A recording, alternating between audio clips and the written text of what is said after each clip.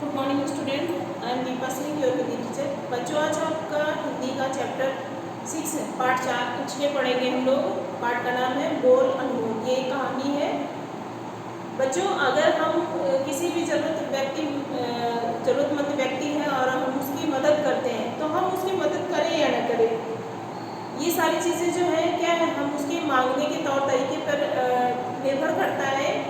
पर अगर हम उस मांगने मतलब क्या है कि हम अगर किसी से किसी चीज़ की हेल्प मांग रहे हैं, अगर हम हेल्प मांगते हैं और हेल्प मांगने के साथ साथ अगर हम किसी से विनम्र होकर के अगर बोलेंगे कि भाई हमें इस चीज़ की हमको सहायता कर दीजिए, तो शायद आप उस चीज़ को कर सकते हैं। और अगर आप किसी से क्या है रूखे व्यवहार से रूडली बात करते हैं तो आप क्या है किसी की हेल्प करने में थोड़ा सा हिचकिचाएंगे कि अरे ये तो व्यक्ति कैसा है, बोलने में भी ठीक नहीं है, तो हम इनकी क्या हेल्प करेंगे। ये कहानी भी एक शशांक नामक व्यक्ति की है जिसको हम आज पढ़ेंगे। यहाँ पे पढ़ते हैं। शशांक एक दुकानदार था। वह एक छोटे से गांव में किराने की दुकान चलाता था। शशांक एक दुकानदार था और अपने गांव में क्या किराने की दुकान जो है वो चलाता था। आसपास की कई दुकानों गांव में ऐसी कोई और दुकान नहीं थी। इस कारण से शशांक की अच्छी आय हो जाती थी। जो शशांक का जो गाँव था उसके आसपास के गाँव में वैसी कोई भी दुकान नहीं थी जिससे कि लोग अपनी ज़रूरत का सामान ले जाया करते थे।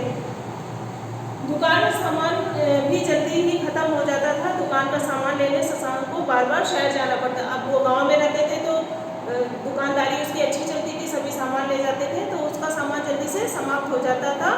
इसके लिए उसको कहाँ शहर जाना पड़ता था सामान लेने के लिए। एक दिन कड़ाके की ठंड पड़ रही थी। शशांक को दुकान का कुछ सामान खरीदने के लिए शहर जाना पड़ा। अब क्या है, सर्दी आ गई थी तो बहुत तेज़ कड़ाके की ठंड हो रही थी और उसको सामान भी लेने के लिए शहर जाना था। वह सामान खरीदकर जल्दी लौटना चाहता था परंतु देर हो गई। वो सोच रहा था कि मैं सर्दियों में वैसे भी दिन छोटे होते हैं, तो उसने सोचा कि मैं जल्दी से सामान लेकर के घर वापस आ जाऊंगा, परंतु क्या है उसको देर हो गई।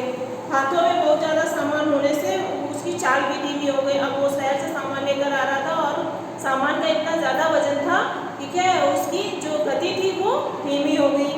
चलते चलते शशांक की हिम्मत जवाब देने लगी। अब इतना ज़्यादा वो थक गया कि अब उसकी इच्छा नहीं थी कि वो आगे चल सके। ठंडी हवा अपना पूरा असर दिखाने लगी। अब सर्दियों में हवाएं कैसी ठंडी चलती है, तो इसलिए ठंड की वजह से क्या है उसको सर्दी भी लगने लगी थी। अंधेरा भी हो चला था। ठंड हवा और अंधेरे के कारण शशांक बहुत घबरा गया। अब क्या अंधेरा भी होने लगा था और उसको थकावट भी बहुत होने लगी थी, तो उसको डर भी लगने लगा था। वह ठहरने के लिए एक जगह ढूंढने लगा। उसने सोचा कहीं आसपास कहीं ऐसी जगह मिल जाए जहाँ पे मैं थोड़ी देर आराम कर सकूँ। उसने इधर उधर नजरें दौड़ाई। उसे दूर तक झोपड़ी में एक रोशनी दिखाई दी। इधर उधर उसने देखा आसपास की कोई ऐसी जगह मिल जाए जहाँ पे मैं शरण ले सकूँ, तो उसको क्या एक झोपड़ी दिखाई दी। उसके कदम उस झोपड़ी की ओर बढ़ गए। वो जल्दी जल्दी उस झोपड़ी की तरफ बढ़ गया। झोपड़ी के पास पहुंचकर शशांक ने देखा कि उस झोपड़ी के बाहर अलाव जल रहा था। उसने देखा कि जब वो झोपड़ी के पास पहुंचा तो देखा कि अलाव क्या होता है, जो लकड़ियों का इकट्ठे करके हम उसको क्या जलाते हैं सर्दियों में। वहाँ पर एक वृद्ध व्यक्ति आग को ताप रहा था। जो एक बूढ़ा व्यक्ति था तो वो क्या आग ताप रहा था सर्दी दूर करने के लिए।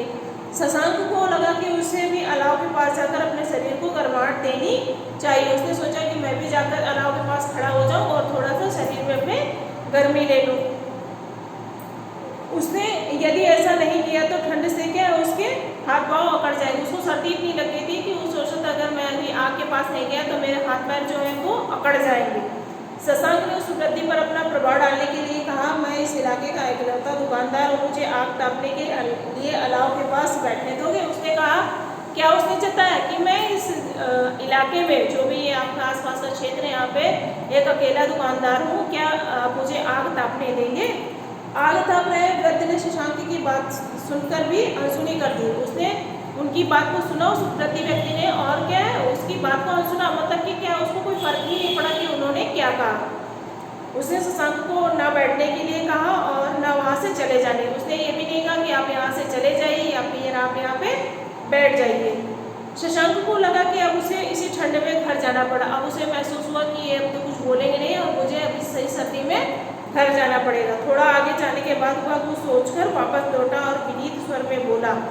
अब वो जब आगे गया तो उसने उसके दिमाग में कुछ बात आई होगी, उसने सोचा होगा कि मैंने इतनी रूडली से ऐसे बात की तो शायद हो सकता है इन्होंने मना कर दिया, तो फिर वो वापस आ गया और आने के बाद क्या बोला, बाबा मैं ठंड से काँप रहा हूँ, मुझ पर दया करें, मुझे अलाव के पास बैठने दे ताकि मैं अपने आप को इस ठंड से बचा सकूँ। उसने विनम्र भाव से, अगर आप भी किसी से रूड होकर के बात करेंगे और विनम्र भाव से बोलेंगे तो क्या है, हर व्यक्ति चाहेगा कि नहीं हाँ आपकी हेल्प करें। तो उसने जब ऐसा कहा कि भाई मुझे सर्दी लग रही है, मुझे थोड़ी देर आग ताप ले लीजिए, तो उसने क्या कहा, अपने आप मैं हमेशा आपका आभारी रहूँगा। शशांक के बोल उस वृद्धि को भी खा गया। उसने जब उतने विनम्र भाव से बोला तो उस वृद्धि व्यक्ति को भी शशांक की बात अच्छी लगी। उसने शशांक को अलाव के पास न केवल बैठने ही दिया बल्कि उसे चाय भी पिलाई। अब वो देखो बूढ़ा व्यक्ति था, उसको उस पर दया आ गई, उसने आकर के उसको आग तापने के लिए भी बोल दिया और चाय बनाकर भी दी। शशांक को अपनी गलती का एहसास हो गया और उसने वृद्ध व्यक्ति से क्षमा मांगते हुए कहा। अब उसको ये रियलाइज़ हुआ कि नहीं हाँ वास्तविकता में मैंने गलती की है, तो उसने उनसे क्षमा मांगी और कहा बाबा मुझे क्षमा कर दीजिए, मैंने पहले आपसे घमंड में आपसे बात की थी और ये अच्छी बात है। अगर मैंने बताया ना कि अगर आप प्राउडी होकर घमंडी होकर किसी से बात करेंगे तो कोई भी व्यक्ति आपकी हेल्प नहीं करेगा, वो भी आपको यूं ही नज़रअंदाज कर देगा।